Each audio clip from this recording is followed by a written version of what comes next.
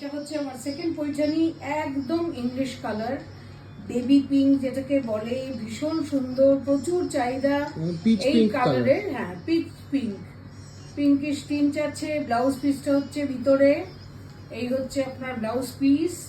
তারপরে পুরো শাড়ির মধ্যে বুটি আছে, যেখান থেকে শাড়ি শুরু হচ্ছে তার মধ্যে বুটি। অবভিয়াসলি বুটি বেশি সামনেটাতেই থাকে শাড়ির, আর আঁচলটাই হচ্ছে মেন বিশেষত্ব।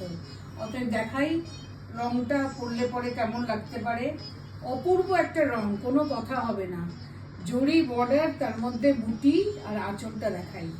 এই হলো আঁচল, দেখুন। খুব ভালো করে দেখবেন, পিওর কটন পৈঠানি, পরেও খুব আরাম পাবেন। যার নেই সে তাড়াতাড়ি বুকিং করুন, কারণ খুবই কম আমার কাছে আছে। প্রাইসটা ক্যাপশনে থাকবে।